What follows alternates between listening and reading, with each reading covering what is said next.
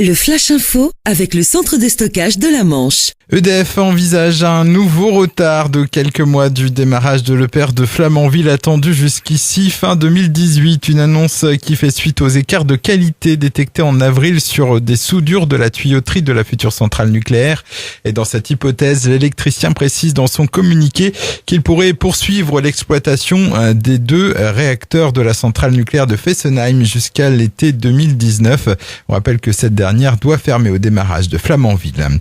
Toujours sur l'EPR de Flamanville avec une plainte déposée par le directeur des aménagements du chantier Bertrand Michou. Il y a quelques jours en effet, 150 cadenas fermant des armoires contenant les systèmes de pilotage du réacteur ont été volés. Un incident qui n'aurait pas d'impact sur le planning, si ce n'est les quelques jours pendant lesquels les opérations sur contrôle-commande ont été stoppées le temps de remettre à la zone en sécurité.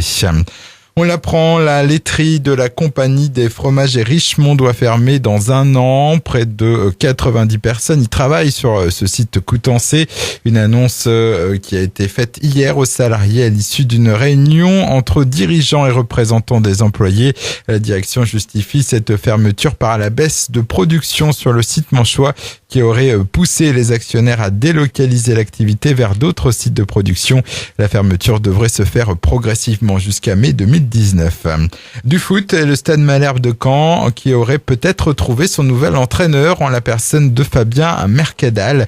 L'actuel coach du Paris FC est en négociation avancée avec le club normand pour succéder à Patrice Garande. Et s'il rejoint le Stade Malherbe, Fabien Mercadal devrait y signer un contrat de 3 ans. L'expérimenté Michel Audrin pourrait devenir son adjoint.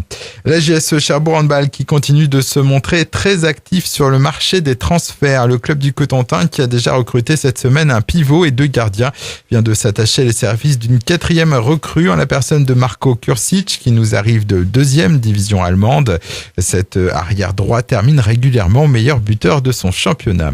Et puis en musique, bonne nouvelle si vous aimez le reggae, le chanteur Pierre-Paul Jacques est annoncé pour un concert dans le Cotentin. Il est invité le samedi 23 juin à l'occasion de l'événement Vent de fête à Collignon à Tour-la-Ville pour célébrer le début de l'été et lancer la saison de l'espace loisir. Et tout au long de la journée, de nombreuses animations vous seront proposées. Le Flash Info vous a été présenté par Landra, centre de stockage de la Manche à Digoulville. Pour en savoir plus et visiter notre centre, 0810 120 172, coup d'un appel local.